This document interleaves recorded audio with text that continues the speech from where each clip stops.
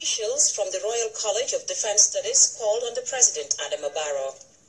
DHS visits farmers busy preparing for the West season. U.S. media say President Trump decides to withdraw the United States from the Paris Climate Change Agreement. And Germany and China discuss ways to improve trade. These and other stories coming ahead in this hour.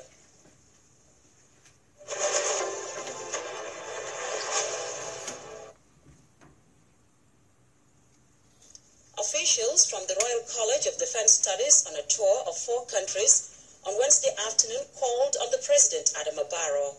The UK-based college trains senior officers of the armed forces and civil service in defense and international security.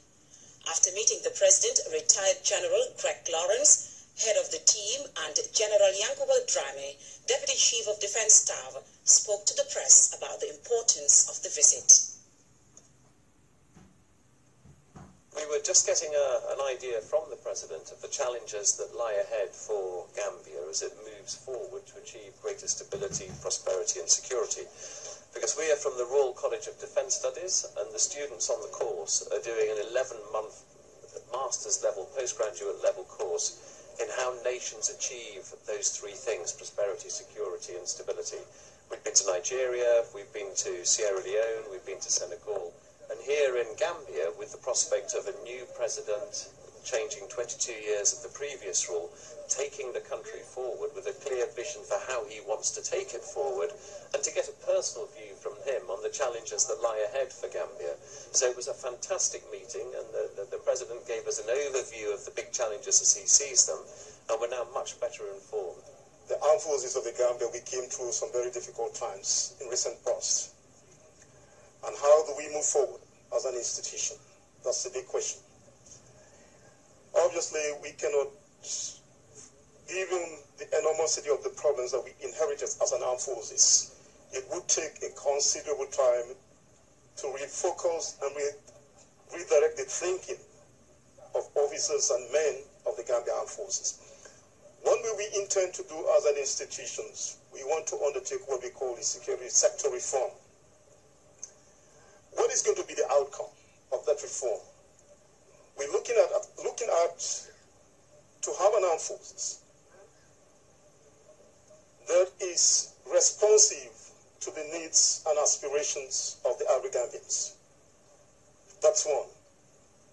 We want to have an armed forces that is subordinate and accountable to civil authorities. And finally, we want to have an armed forces that is grounded on the rule of law and international standards that is expected of armed forces. The Ministry of Higher Education, alongside the World Bank, recently organized a conference on youth employment. Mamadou Bajan was at the event. Speaking at the conclave, the Permanent Secretary, Ministry of Higher Education, Research, Science and Technology dilated on the significance of the Youth Employability Initiative. Yaya Sire Jallo described the Gambia's youthful population as a significant usable resource in the development of the country. You agree with me that the importance of youth as the cardinal instruments of development and progress can be overemphasized. This study that will be presented this morning is yet another milestone in the national struggle to develop the human capital of the country as we forge ahead in the caravan of human progress. Suffice it to say that youth employment and its attendant baggage is a major challenge for many African governments, the Gambia being no exception.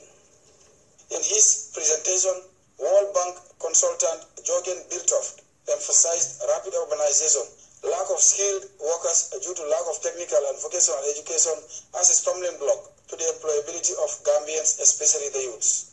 Basic and Secondary Education Minister Claudiana Ekul singled out technical and vocational skills development as key in enhancing youth employment.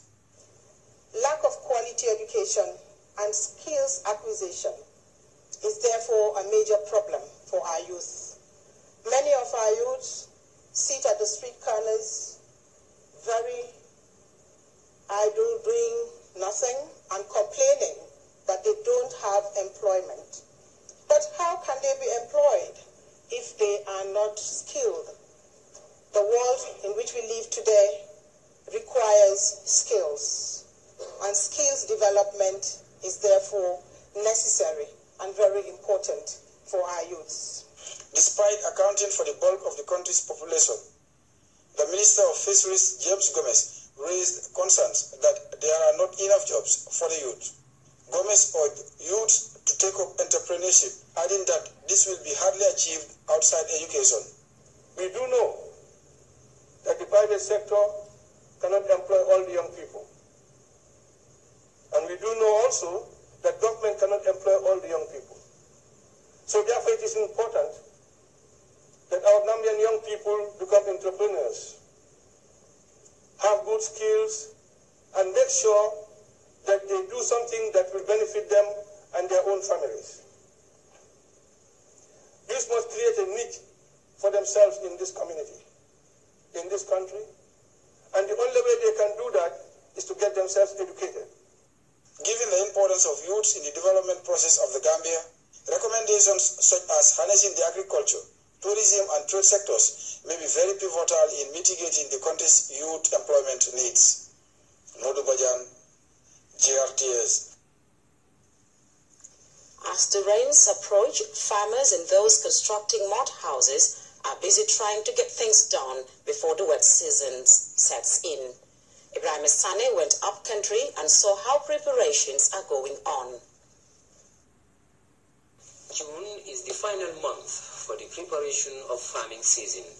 The Gambia is primarily an agricultural country with 80% of the population of just over 2 million depending on agriculture for its food and cash income. GRTS went on tour to find out the level of preparations for 2017 farming season. I caught up with the Regional Agriculture Director, Lower River Region, Lamin Maro. Presently, the farmers are clearing their lands in the upland crops, like where they grow their groundnuts, their maize, and the millets. They have started clearing the land, and in the lowland, we have started plowing. Farmers feel that is the lowland, the dry season plowing. We are using the tractor to plow their lowland fields. It's ongoing presently as I speak to you.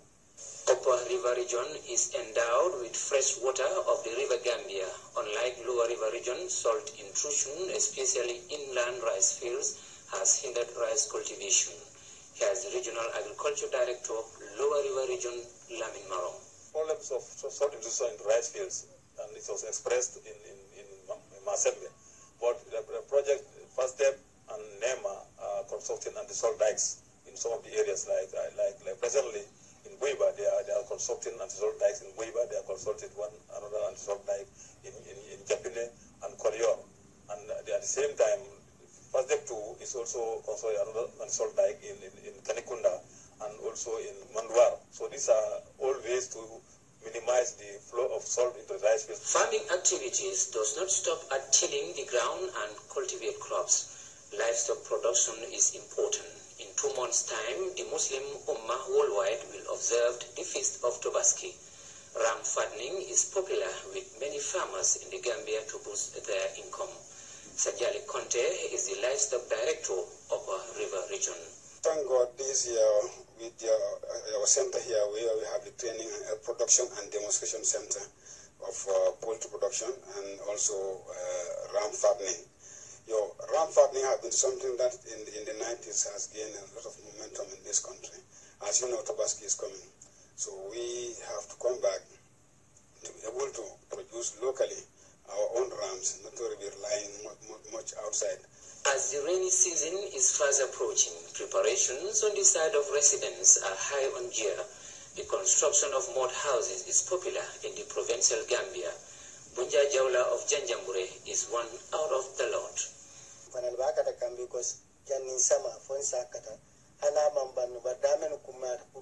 are trying to do our best to complete this house before the rains. At this point in time, corrugated iron sheet is expensive. They always increase the price of building materials when the demand is high, as wet season is just a matter of weeks or even days ahead. Mr. Bunja Jawla appealed to the business community, especially dealers in building materials.